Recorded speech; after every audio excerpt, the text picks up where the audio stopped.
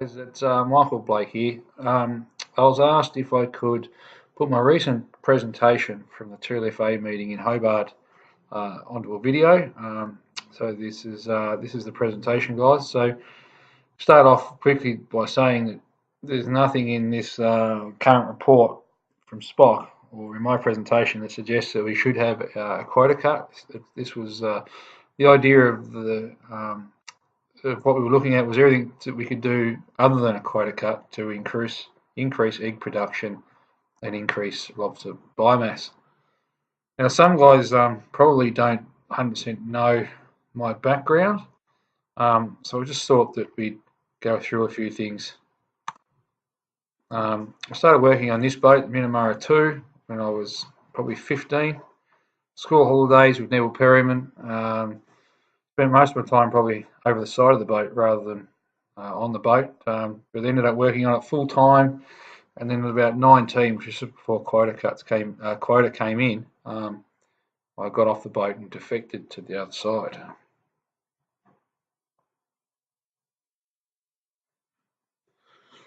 So since then, I've been involved in a wide range of industry things, associations. I'll just sort of give you a bit of an idea of where I am at the moment. It sort of gives me a bit of a unique perspective on the industry. So I'm the Tasmanian manager of Salco and part of the senior management team, and everything else that comes underneath this is really a bit of thanks to Salco.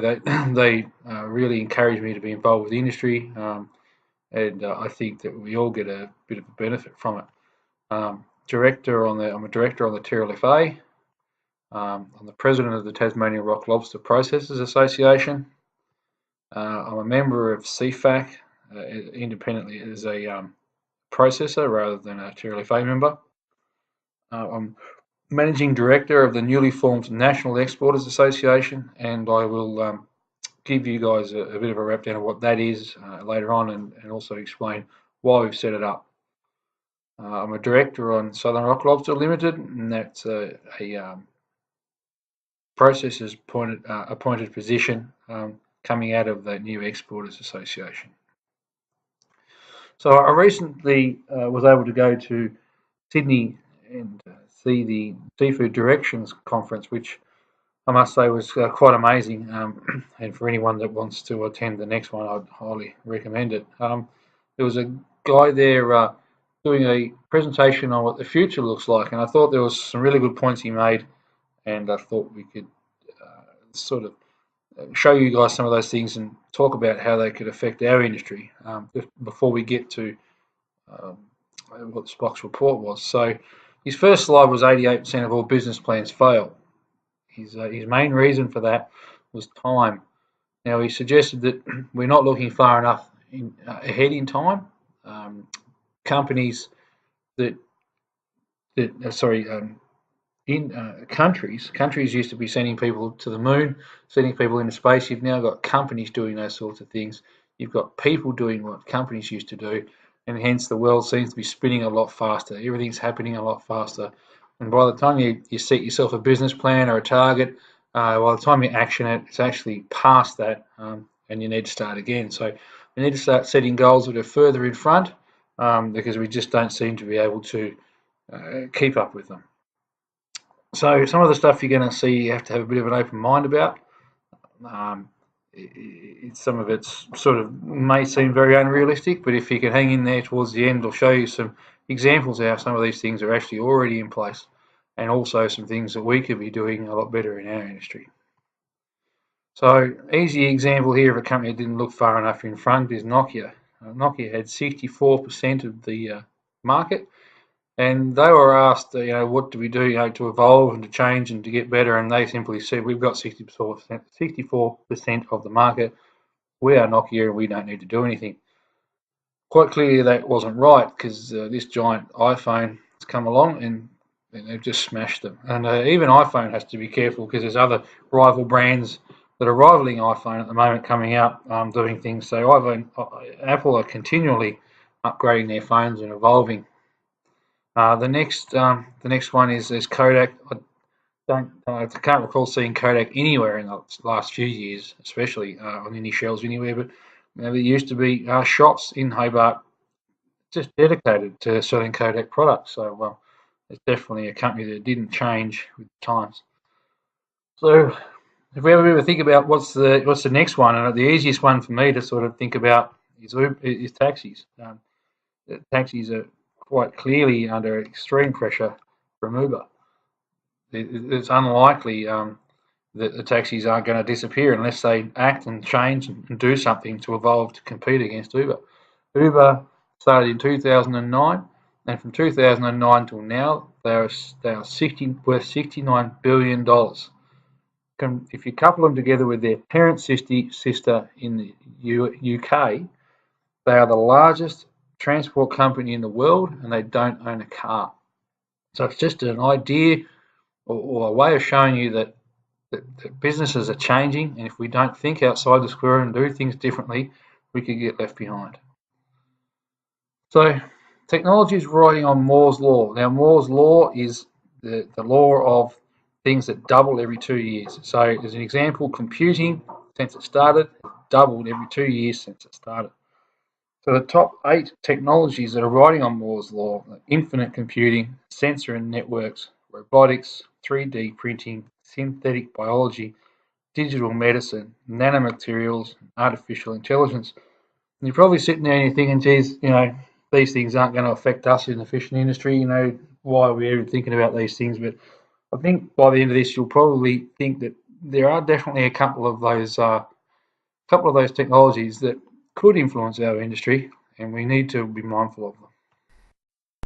The next slide I'm going to show you is just a bit of a video about what the year 2028 can look like. Now, 2028 is not far away, it's only really 10 years away, and some of these things this video suggests we're going to be dealing with really makes you think about what we need to start doing in the industry. And afterwards, I'll talk a little bit about what I think some of those points are that stand out to me.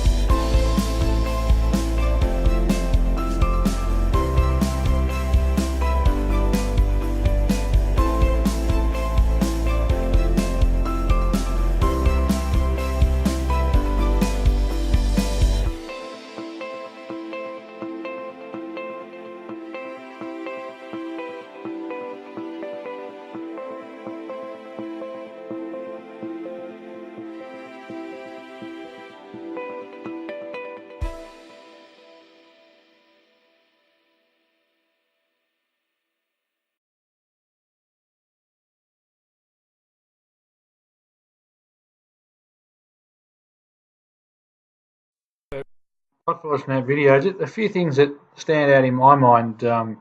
Is China, that affect us anyway. That China is going to be the most widely spoken language in the world, and it's a bit hard to get your head around, but I'm assuming it's because of their population. But also, they're spreading out across the world, moving in different parts, and probably why Australia is the second largest consumer of Southern Rock Lobster is mainly because of our Chinese communities in Sydney and stuff. So it's good news in the sense, I think, that our market potentially is growing. There's lots of other things I think you can take out of that video, and one of the lasting points on it was just that there's going to be no prior period in humanity is going to have the same amount of change as the next 10 years, and that's a pretty bold statement by these guys, and it's pretty scary when you really start to think about it. So some of those things you're probably thinking, well, they're a bit out there, they're not really happening, but I can tell you now, if you look on the internet, do a bit of searching around, you can already find where some of these things were already affecting some, already can potentially affect some industries.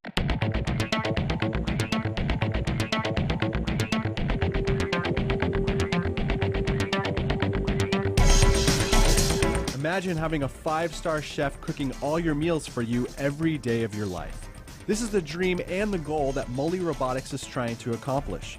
They have created the first fully automated and intelligent robots that can learn recipes, cook all kinds of foods with a remarkable precision, and then clean up after themselves. Mully Robotics built a working prototype of the Mully Kitchen. This futuristic-looking workstation is equipped with advanced robotic arms and hands that can grip kitchen utensils, measure liquids, crack eggs, you name it, they can do it. Master Chef winner Tim Anderson was hired on as Mully's development chef and helped the robotics team teach the robots how to cook by using motion capture gloves and wristbands, much like a video game. This means you can potentially record the movements of other famous chefs and have a meal prepared for you indirectly by, let's say, Chef Gordon Ramsay. You're in denial! Mully Robotics recently launched a crowdfunding campaign looking for investors and potential testers of the prototype kitchen to help them improve the robot's ability. Mully believes that they can do for cooking what smartphone devices have done for communications and what vacuum cleaners have done for cleaning, according to the product video. You can read more about the Mully Robotics Kitchen at cnet.com.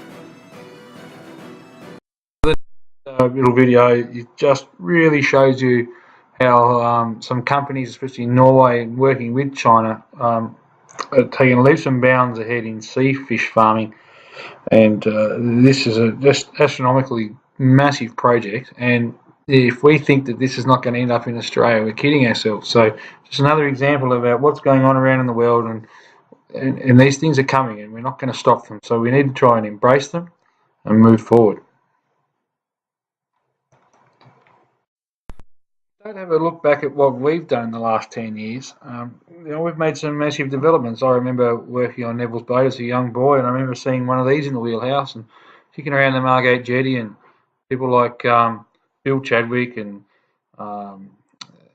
Whiskers Way and those sorts of guys. This is what they used to use to catch their fish. And we've had massive developments in this area. We've now got 3D mapping, and nearly every boat in the fleet's got one of these, and we're learning so much more about our bottom, catching our fish a lot easier. But there's still lots of areas where we could improve much more. We've got piles and piles of paperwork on the processing side as well as the fishing side, and it's just choking our department. We can't get things done. They're constantly telling us they don't have enough money and enough staff. But there are technologies out there, such as deckhand being used in South Australia, that can get rid of all this. Whether you like deckhand or don't like it, the applications that can be used with this to make our fishery move forward faster and get us better data and help you guys when you're fishing is enormous. And I think it's just something we need to look at. And as an industry, we need to do this. We need to take things and run with it, because the department's not going to do it for us. We've got to be the leaders in our industry. So if we move on to what we know about egg production, we don't know where our eggs come from, so we need to protect them all. So further work's being done on this, but it's a real shame that I can't stand here today and tell you guys that, if you protect all the eggs around King Island, you're going to get more eggs. The simple fact is we just don't know. So the precautionary approach is that we need to protect as many eggs as we possibly can to ensure that we've got the best possible chance. So a good percentage of females are taken before they get to maturity in the northeast and the northwest. If you talk to most fishermen, I'm pretty sure that all of them agree that this is the case. Larger females definitely carries more eggs. It's quite easy to grasp. If a female's got a bigger tail, she can hold more eggs. Our virgin egg production is concerningly low in the northeast and northwest. These are at levels almost where the East Coast was, that triggered the East Coast Management Plan and put in catch caps in place. So we have a bit of a look at this chart here, and this is a chart that I've borrowed from Caleb, who presented it at the Trans-Tasman Rock Lobster Congress. If you look at the top chart there, 100% is if we'd never caught a fish ever before, so that's what we call virgin biomass, 100% never been touched. You look right down near the bottom there, and you've got the blue section at the bottom, which is 20%. This is a limit point for recruitment impairment. So this is lobster biomass, guys, not egg production. It's a little bit different. So just to not confuse you guys. So this is the amount of animals on the bottom. So 20% is where industry and our national standard is to keep our export accreditation. Now, Southern Rock Lobster as an industry between South Australia, Victoria and Tasmania is only sitting at 21%, 1% above that danger line of losing your export licence. Imagine if tomorrow we lost our export licence because something goes wrong, where our beach price could possibly be. So it's a bit of a scary thing, and I think we really need to protect ourselves. If you look further up the chart, you've got maximum sustainable yield at 40% and maximum economic yield at 48%. That's the sweet spot, they believe, is where you maximise your fishery and get the most dollars. And interestingly, you can see there that quota managed fisheries from the Commonwealth are even higher than that. But they've taken massive quota cuts to aim for those targets, but it just shows you that a lot of people are aiming a lot higher than just above the line like we are. If you look where Tasmania is sitting on this, we're doing a little bit better than the national average. We're at 23%, but it's still not overly, shooting for the moon, is it? So this is just a bit of a slide also from Carla's presentation, just showing that there's thousands of examples of TAC and size changes that could be done in our fishery that are in that circle there that would increase our egg production, increase our CPUE, and some of these involve quota cuts. Some of them are quite drastic. There might be 50% quota cut, but some of them are actually quite modest, like the ones we're going to show you, where we can actually get some really good benefits. If we take a bit of a look around the state as a whole, you can sort of get a bit of a picture that the whole state's not exactly where you want it to be. The East Coast is below 10%, and when that got down to 8%, that's what triggered the East Coast catch cap, all lines on the water, single zone fishing, all the things that the East Coast fishermen hated, and now they just tend to think that they're part of life. And you've got the exact opposite down the southwest corner where it's above 50%. And we know that most of that's in the deeper water, but it's still a massive abundance of stock down that area of the state. But you get up to area 5 and it's below 10, sitting just on 9. And if we don't want the department to go and implement a catch cap up here, we really need to start thinking about being proactive and looking after this fishery. So if we bring those markers back and put them against this lobster biomass chart, you can really see those two southwest coast red arrows there, where they sit on the line. And you can look at all the other arrows, and there's actually not too many others that are above the 20%. This is obviously very concerning, and those ones that are very low and under the 10% are what national standards would suggest are fisheries that are in collapse. So if we don't do something about these, the power for us to do something could be taken away. If we have a look at the rest of the country, South Australian northern zones at 24%, the South Australian southern zones at 9%. Their whole fishery averages at 9. Now our whole fishery averages at 23. Their fishery, I believe, is not managed correctly, and they could possibly be heading for a quota cut. But they're happy with their 9%. They believe that it's all chuffing along fine. But if they have something go wrong over there and that fishery collapses, the national average would definitely come down under 21%. And we can't control what the South Australians do. All we can do is control what we do. So this is why I'm urging you guys to really think about these things that are going to come up, because if we can be proactive, we can lead the way and protect our fishery for the future. So this is what SPOC recommends to achieve international standards for egg production that have been raised from 20% to 25% of virgin biomass. This is a picture of obviously a buried female, and in the room on the day I asked for a show of hands, and absolutely no one in the room believed that we should be catching a fish that has eggs on it like this. So our argument is, if you wouldn't catch a female that has eggs, why would you catch a female like this that's clearly able to be taken by the size limit, but is not mature? This animal has never reproduced and never put an egg back into our fishery. This is a survey that was done up in the northwest coast. That was done on Kent Way's boat with IMAS, with observers on board, and it was done in 2014.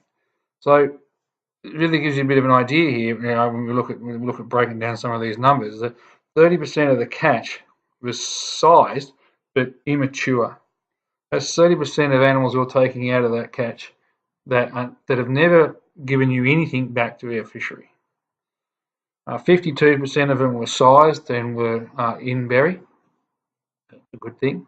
Undersized, immature, 16%. So only 16% of the animals you're throwing back are, 16% of the fish you throw back are immature.